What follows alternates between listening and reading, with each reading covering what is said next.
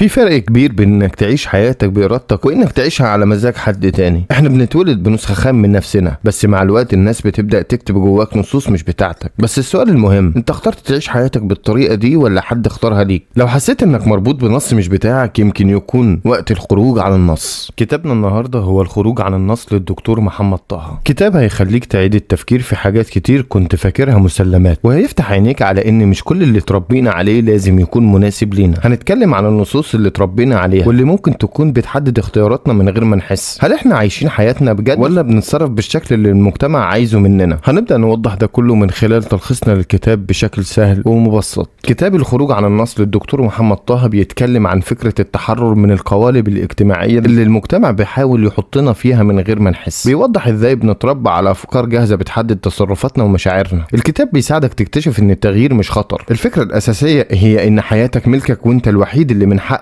يكتب نصها. رحلة اكتشاف الذات في الخروج عن النص هي انك تبدأ تفكر في نفسك بعيد عن اي نصوص او قيود اتفرضت عليك من المجتمع او الناس. الدكتور محمد طه بيشجعك تبص جواك وتكتشف انت مين بجد، مش ايه اللي المفروض تكون عليه. بيقول انك مش لازم تكون نسخة من حد تاني ولا تعيش علشان ترضي الناس. الاهم انك تلاقي نفسك الحقيقية وتعيش حياتك وفقا لاختيارات. كسر الحواجز النفسية يعني التغلب على الافكار والمعتقدات اللي بتخليك تحس انك مش قادر انك تتغير او تحقق اللي نفسك فيه. الكتاب بيشجعك تكسر القيود دي وتواجه مخاوفك. بمجرد ما تبدأ تفكر بشكل مختلف هتكتشف انك قادر تحقق اكتر مما تتخيل. في الخروج عن النص، المواجهة والتغيير هما الخطوتين الاساسيتين لرحلة التحرر النفسي. الدكتور محمد طه بيشجعك انك تواجه نفسك اولا وتكون صريح مع افكارك ومعتقداتك اللي بقت جزء من حياتك. لما تواجه نفسك هتقدر تشوف الحواجز والقيود اللي موجودة جواك. التغيير بيبدأ من جواك، من اللحظة اللي بتقرر فيها انك تكتب نص حياتك بنفسك وتخرج من القوالب اللي فرضها عليك المجتمع واي حد تاني. في الخروج عن النص، الدكتور محمد طه بيتكلم عن التوازن بين الاستقلال والانتماء كأمر حيوي لتحقيق حياة متوازنة. بيقول ان الاستقلال يعني انك تكون قادر تختار حياتك بنفسك، لكن في نفس الوقت الانتماء مهم علشان تحس بوجودك في المجتمع. التوازن بين الاتنين بيدي لحياتك طابع صحي ومتناغم. في الخروج عن النص، الدكتور محمد طه بيستعرض تأثير العلاقات في تشكيل النفس، وبيوضح ان العلاقات الانسانية مش مجرد تفاعلات عابرة، لكنها لها تأثير كبير في تشكيل هويتنا ومعتقداتنا. العلاقات بتساهم في تكوين افكارنا عن نفسنا وقدراتنا. لما تكون العلاقات صحية بتعزز من ثقتنا في نفسنا، لكن لو كانت سامة او سلبية بتؤثر على صورتنا الذاتية. الكتاب بيشجعك تختار بعناية العلاقات اللي بتأثر فيك بشكل ايجابي وتدعم تطورك الشخصي. لو عجبكم الملخص ولسه متابعينا، ما تنسوش تعملوا لايك واشتراك في القناة علشان يوصل لكم كل جديد اول باول. لسه مع ملخص كتاب الخروج عن النص للدكتور محمد طه، وهنبدأ نلخص كل فكرة بشكل ابسط واسهل. الدكتور محمد طه بيتكلم عن تحدي التوقعات المجتمعية كجزء اساسي من رحلة التحرر الشخصي. المجتمع بيحط لينا توقعات عن شكل حياتنا وشغلنا وحتى علاقاتنا، لكن التحدي الحقيقي هو انك تكسر القوالب دي وتعيش الحياة اللي تحبها وتناسبك. الكتاب بيشجعك على مقاومة الضغط الاجتماعي واتباع الطريق الخاص بيك. في الخروج عن النص، الدكتور محمد طه بيشدد على اهمية تحديد الهوية الشخصية بعيد عن المجتمع. بيقول ان كل واحد فينا عنده هوية فريدة لازم يكتشفها بعيد عن التوقعات اللي المجتمع بيفرضها عليه. لما تبدأ تبني هويتك على اساس قيمك الشخصية وميولك الخاصة، هتكون قادر تعيش حياة صادقة مع نفسك. التحدي هو انك تبعد عن الضغط الاجتماعي وتعيش الحياة اللي تعبر عنك. الدكتور محمد طه بيحكي عن ممارسة الشجاعة في اتخاذ القرارات المستقلة كخطوة اساسية نحو التحرر الشخصي. بيقول ان الشجاعة مش مجرد قوة بدنية، لكن كمان القدرة على اتخاذ قراراتك بعيد عن تأثير الناس او المجتمع. ده معناه انك تبقى شجاع في اختيار الطريق اللي يناسبك. الشجاعة دي بتظهر لما تختار تبني حياتك بناء على اختياراتك الخاصة، مش على اساس رضا الاخرين. في كتاب الخروج عن النص، اكتشاف الذات مش مجرد انك تعرف نفسك، لكن انك تفهمها بعمق وتعرف ليه بتفكر او بتحس بطريقة معينة. لازم تسأل وتواجه نفسك بصدق بدل ما تفضل عايش بمعتقدات مفروضة عليك. هتقابل حقائق ممكن تكون مش مريحة، لكنها مفتاح التغيير الحقيقي. مواجهة المخاوف والقيود الذاتية هو اول خطوة للتحرر والتغيير. الخوف غالبا بيكون نابع من تجارب قديمة او افكار مترسخة. علشان تتغير بجد لازم تواجه نفسك بصدق وتعرف ايه اللي بيمنعك من التقدم. المواجهة ممكن تكون صعبة، لكن الهروب منها بيخليك محبوس في نفس الدايرة. لما تواجه مخاوفك هتكتشف ان جزء كبير منها كان مجرد وهم، وساعتها التغيير هيكون اسهل واقرب مما كنت متخيل. في كتاب الخروج عن النص، التقبل والنمو المستمر هم مفتاح التحرر والتغيير الحقيقي. التقبل مش معناه الاستسلام، لكنه انك تعترف بنفسك زي ما انت، بعيوبك ومميزاتك، من غير جلد ذات او انكار. لما تتقبل نفسك هتعرف تتعامل مع مخاوفك خوفك وضعفك بدل ما تتهرب منهم. التغيير مش بيحصل فجأة، لكنه رحلة مستمرة كل خطوة فيها بتقربك اكتر من افضل نسخة منك. كسر الحواجز النفسية بيبدأ من الوعي بالمعتقدات المحدودة اللي بتتحكم في حياتك من غير ما تاخد بالك. ممكن تكون فاكر انك مش قادر، مش كفاية، او لازم تمشي على معايير معينة علشان تكون مقبول. التغيير بيبدأ لما تؤمن انك قادر على اكتر مما تتخيل. في كتاب الخروج عن النص، مواجهة الخوف من الفشل هي خطوة اساسية للتحرر والتطور. الخوف من الفشل بيخلينا نتهرب من المخاطرة ونفضل في منطقة الراحة. الحقيقة ان الفشل مش عكس النجاح، لكنه جزء منه. علشان تواجه الخوف ده لازم تغير نظرتك للفشل، تشوفه كفرصة للتعلم مش كحكم على قيمتك، وان الفشل مجرد محطة في طريق نجاحك. تجاوز منطقة الراحة هي المفتاح للنمو والتغيير الحقيقي. طول ما انت عايش في المألوف والمضمون مش هتقدر تكتشف قدراتك الحقيقية ولا تتطور. الخروج من منطقة الراحة بيحتاج شجاعة وتجربة اشياء جديدة حتى لو فيها عدم يقين او خوف. التغيير مش سهل، لكنه مستحيل من غير ما تكسر قيود الراحة وتاخد خطوات جريئة. المواجهة والتعلم من الاخطاء والتكيف مع التحديات هم اللي هيخلوك تبني نسخة اقوى منك. في كتاب الخروج عن النص، المواجهة والتغيير بيبدأوا من مواجهة الذات بصدق. طول ما بتتهرب من حقيقة مشاعرك ومخاوفك وتصرفاتك بتفضل محبوس في نفس الدايرة. لكن من غير المواجهة مفيش تغيير حقيقي. المواجهة هي اول خطوة في رحلة التغيير والنمو الحقيقي. التغلب على الخوف من التغيير هو جزء مهم من رحلة التحول الشخصي. الخوف ده بيكون ناتج عن القلق من المجهول. اول خطوة لتغلب على الخوف هو فهمه انك مش لوحدك في الشعور ده، وكل شخص بيواجهه طريقة او اخرى. التغيير مش دايما بيكون سلبي، هتبدأ تشوفه كفرصة جديدة للنمو. الحل انك تتحرك خطوة بخطوة، تبدأ بتغييرات صغيرة لحد ما تتعلم تتكيف مع الجديد، وتكتشف ان التغيير ممكن يكون مصدر قوة وتطور مش خوف. في كتاب الخروج عن النص، اتخاذ خطوات فعالة نحو التغيير بيحتاج إرادة قوية وتخطيط مدروس. التغيير مش بيحصل لمجرد الرغبة فيه، لازم يكون عندك خطوات عملية تبدأ بيها مهما كانت التحديات او الصعوبات. التغيير الحقيقي بيبدأ من اتخاذ قرارات واضحة والتزامك التام بتنفيذها. في كتاب الخروج عن النص، أهمية الاستقلال الشخصي بتكمن في تمكين الفرد من اتخاذ قراراته بناء على قيمه وأهدافه. الاستقلال الشخصي بيساعدك على تحقيق الذات، بيمنحك القدرة على مواجهة تحديات بثقة، بيخليك شخص أكثر اتزانا. الاستقلال الشخصي مش بس في القرارات الكبيرة، لكن في القدرة على تحديد مسار حياتك والشعور بالحرية الداخلية. التوازن بين الاستقلال والانتماء هو عملية موازنة بين الحاجة للحرية الشخصية والرغبة في الارتباط بالآخرين. الاستقلال بيخليك بتحس بقوتك وتحقيق ذاتك، لكن الانتماء بيمنحك الدعم الاجتماعي والأمان. التحدي هو انك تحتفظ بالاستقلالية في قراراتك وحياتك الشخصية مع الاحتفاظ بروابط صحية مع الآخرين. في كتاب الخروج على النص، أهمية الانتماء والارتباط بالآخرين تكمن في توفير الدعم العاطفي والاجتماعي اللي بيعزز قدرتك على التعامل مع تحديات الحياة. الانتماء بيمنحك الإحساس بالقبول والتقدير من الآخرين، وده بيساعد على بناء الثقة. الارتباط بالآخرين بيعزز الشعور بالأمان ويخلي الفرد قادر على التعاون والتفاعل الإيجابي. في كتاب الخروج على النص، الكاتب بيوضح ان الحفاظ على الذات مع الانفتاح على الآخرين معناه انك تحافظ على هويتك وقيمك الشخصية، لكن تكون مستعد للتفاعل والتعلم من الآخرين. ده بيحتاج توازن ما بين التمسك بذاتك وعدم السماح للآخرين بتغيير مبادئك، وفي نفس الوقت بتكون منفتح لتقبل الأفكار والتجارب المختلفة. العلاقات السامة بتأثر على النفس بشكل كبير. الشخص في العلاقات دي بيحس دايما بالضغط والإرهاق العاطفي، بيخليه يحس بالضعف انه مش قادر ياخد قرارات صحية لحياته. العلاقات دي بتعمل تشويش ذهني وبتأثر على الثقة بالنفس. بعض الأحيان الشخص ممكن يحس انه عايش في بيئة سامة دايما، علشان كده لازم تتعلم تحط حدود مع الناس دي او حتى تبعد عنهم لو كان ده هو الحل. لما تبعد عن العلاقات السامة هتقدر ترتاح نفسيا وتبدأ تبني ثقتك بنفسك من جديد. لما تبتعد عن العلاقات السامة هتبدأ تلاحظ تحسن في حالتك النفسية وتقدر تركز اكتر على نموك الشخصي، لكن بتأثر كمان على انتاجيتك وراحتك النفسية. دور العلاقات في تعلم ونمو الشخصي. العلاقات لها دور كبير في التعلم والنمو الشخصي. العلاقات الصحية بتساهم في دعم الشخص عاطفيا واجتماعيا، وده بيقوي قدراته على التعامل مع تحديات وتحقيق اهدافه. العلاقات بتساعد على بناء شبكة دعم قوية من الناس اللي بتفهمك وتشجعك، وبالتالي بتساعدك على النمو والتطور بشكل مستمر. على المستوى الشخصي، العلاقات بتكون محفز للنمو لانها بتقدم فرصة للتعلم من تجارب الاخرين، وبتعلمك كيفية التفاعل والتواصل بشكل صحي. لو العلاقة متوازنة هتساعدك على توسيع افاقك وتكون اكثر انفتاحا وتقبلا للافكار الجديدة، وده بينعكس على نضوجك الشخصي. في المقابل، العلاقات السامة ممكن تعيق النمو الشخصي وتخليك عايش في دايرة مغلقة بعيدا عن فرص التغيير والتحسين. الخلاصة، كتاب الخروج على النص بيستعرض رحلة التغيير الشخصي من خلال التحديات النفسية والمواجهة مع الذات والتحرر من القيود المجتمعية. الكتاب بيدعوك لمواجهة المخاوف والتغلب على الحواجز النفسية بهدف تحقيق طريق النمو الشخصي، بيشجعك على التوازن بين الاستقلال والانتماء وأهمية العلاقات الصحية في دعم التغيير. الكتاب كمان بيأكد على ضرورة التقبل الذاتي واتخاذ خطوات فعالة نحو التغيير علشان تعيش حياة مليانة بالحرية وتكون في أفضل حالاتك النفسية والجسدية. وبكده نكون وصلنا لآخر ملخصنا لكتاب الخروج عن النص. أتمنى يكون الملخص ألهمكم وخلاكم تفكروا بشكل مختلف عن حياتكم الشخصية. لو عجبتكم الفكرة ما تنسوش تعملوا لايك واشتراك علشان تتابعوا كل جديد. شكرا لمتابعتكم وإلى اللقاء في ملخصات أخرى إن شاء الله.